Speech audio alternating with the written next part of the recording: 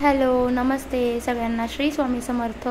आणि आजच्या ब्लॉगमध्ये मी तुम्हाला दाखवणार आहेत की स्वामी प्रकट दिनाच्या दिवशीची पूजा मांडणी मी कशी केली आणि आम्ही कशी पूजा केली ते सुद्धा तुमच्यासोबत शेअर करणार आहे. तर ब्लॉग हा पूर्ण बघा आणि नवीन असतील तर चॅनलला सबस्क्राईब करायला विसरू नका. आणि आता व्हिडिओला मी इथे स्टार्ट करते. तर ज्या ठिकाणी आपण पूजा मांडणी करणार आहे म्हणून त्या जागेवरती चांगली जागा पुसून घ्यायची आहे. आणि त्यानंतर मग छान असं गोमूत्र शिंपडून जागा स्वच्छ करून घ्यायची आहे. तर इथे जागा आम्ही छान अशी पुसून आणि स्वच्छ करून घेतली, गोमूत्र शिंपडून घेतले आहेत. त्यानंतर बघा इथे पाट घेतलेले आहेत, चौरंग पाट आहेत. तर पाटावरती छान असं वस्त्र अंथरून घेतलेलं आहेत. आणि वस्त्र अंथरून झाल्यानंतर इथे बघू शकतात फुलं आणलेली होती. तर तुम्ही फुलांनी सुद्धा असं डेकोरेशन करू शकतात किंवा सजावट करू शकतात. आणि स्वामी प्रकट दिनाच्या दिवशी आम्ही पूजा कशी केली पूर्ण, तर त्यामुळे तुम्हाला सुद्धा हेल्प होईल. तर बघा इथे फुलं टाकून घेतलेली आहे, सगळी मिक्स फुलं करून घेतलेली होती आम्ही. आणि मिक्स फुलं करून झाल्यानंतर बघा हा जो देवारा आहे छोटा, तर हा माझा स्टीलचा देवारा आहे.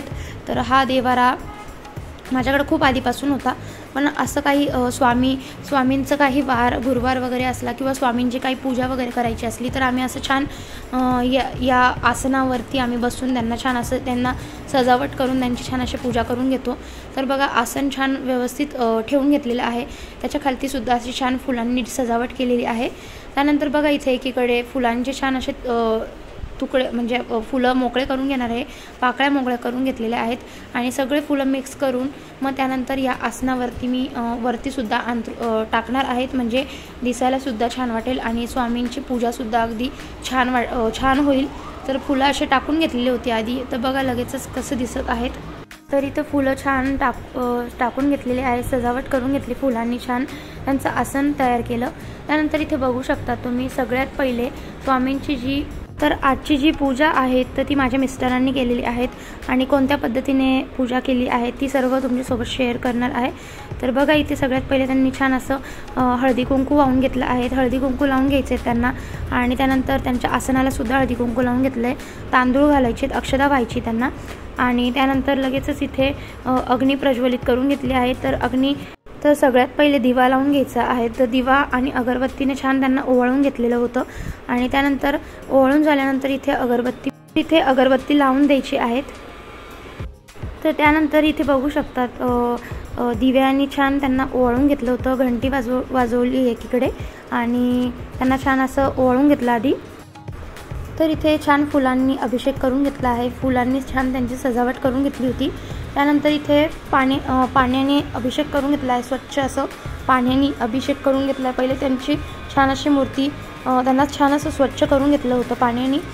तर बघा इथे पूर्ण अभिषेक करताना तुम्ही पुरुष सूक्तमाचं पठण करू शकतात, काहीतरी मंत्र किंवा जप करू शकतात. त्यानंतर त्यांनी दुधाने इथे अभिषेक करून घेतला होता. तर दुधाने छान त्यांना अभिषेक करून घेतला आहे इथं, तर बघू शकतात. आणि तुमच्याकडं नित्यसेवाचं किंवा स्तोत्र किंवा मंत्राचं जर पुस्तक असेल तर तुम्ही ते सुद्धा उच्चार करू शकतात. एकीकडे तुम्ही अभिषेक करताना कोणतंही जप पठण करू शकतात. तसंच आम्ही इथं पठण करत होतो, एकीकडे जप म्हणत होतो आम्ही इथे एकीकडे. दुधाचा अभिषेक करून झाला की त्यानंतर लगेचच त्यांना परत एका स्वच्छ पाण्याने छान अशी आंघोळ घालून घेणार आहेत. त्यानंतर त्यांना छान असं अभिषेक करून घेणार आहेत त्यांचा.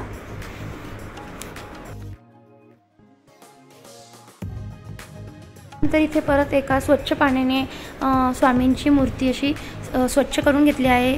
आणि स्वच्छ पाण्याने सुद्धा त्यांचा परत एकदा अभिषेक करून घेतलेला होता. त्यानंतर एक स्वच्छ आणि क्लीन असं कपडा घेतलेला आहे, तिथे वस्त्रच आहेत ते. आणि मग त्या वस्त्राने छान त्यांना असं पुसून घेतलेलं आहे त्यांना. तर छान असं वस्त्र घेऊन त्यांना छान असं पुसून घेतलेलं होतं.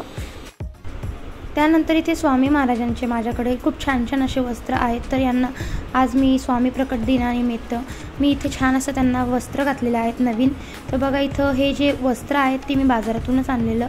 तर इतके छान छान वस्त्र असे मिळतात स्वामींचे. तर भरपूर वस्त्र माझ्याकडे आहेत. तर आता हे बघा वस्त्र घालून झालेलं आहेत.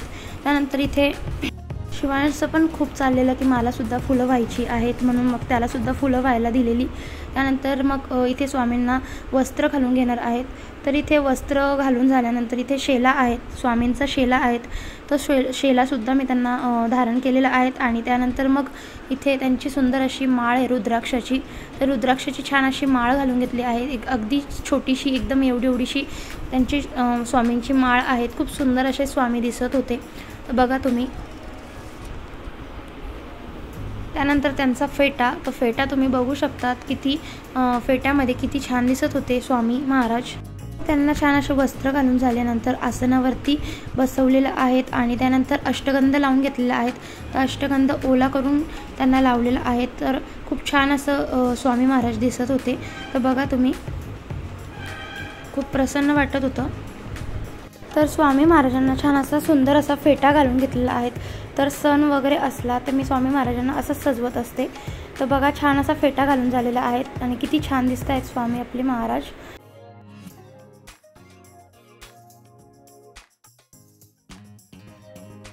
त्यानंतर स्वामी महाराजांचा तुमच्याकडे फोटो वगैरे असेल, मोठा फोटो किंवा छोटा फोटो, तो सुद्धा स्वामींच्या मूर्तीच्या पुढे ठेवून घेतलेला आहे. त्यांचीसुद्धा पूजा करून घ्यायची आहेत.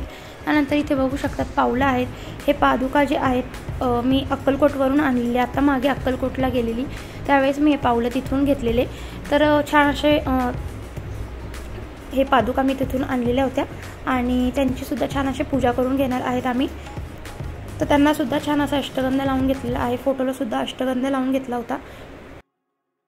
त्यानंतर इथे स्वामी महाराजांना छान असं ओवाळून घेतलेलं आहे. दिवा लावून छान ओवाळून घेतलेलं होतं आणि शिवांशलासुद्धा पूजा करायची होती.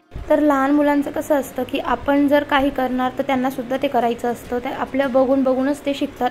तर इथं तसंच चालू होतं. ते सुद्धा पूजा करत होते आणि एकीकडे शिवांशीसुद्धा पूजा करण्यासाठी त्यालासुद्धा उत्सुकता वाटत होती आणि खूप मजा, म्हणजे त्यालासुद्धा खूप छान वाटत होतं पूजा करताना. आणि मग इथे फुलं होते अजून उरलेली. त्यांनी फुलांनी छान असं पाटावरती छान अशी सजावट करून घेतलेली त्यांनी आणि वरतीसुद्धा छान असे फुलं ठेवून घेतलेले. तर बघा किती छान दिसते पूजा. आणि अशाप्रमाणे तुम्ही पूजा करताना थोडीफार तुमचीसुद्धा आयडिया लावून छान अशी पूजा करू शकतात. फुलं वाहून घेतलेली छान मस्त. तर फुलं वाहून झाल्यानंतर इथे माळ ठेवलेली आहेत. तर जप करण्यासाठी माळ ठेवलेली होती. आणि मग इथे त्यांनी आणि मी दोघांनी पूजा करून घेतली आहे, जप करून घेतलेला आहे. तुम्ही नित्यसेवाचं जर पुस्तक असेल त्यामधले तुम्ही पठण करू शकतात किंवा मग इथं स्वामींची आरती म्हणायची होती तर ते आरतीसुद्धा तुम्हाला नित्यसेवाच्या पुस्तकामध्ये मिळून जाईल.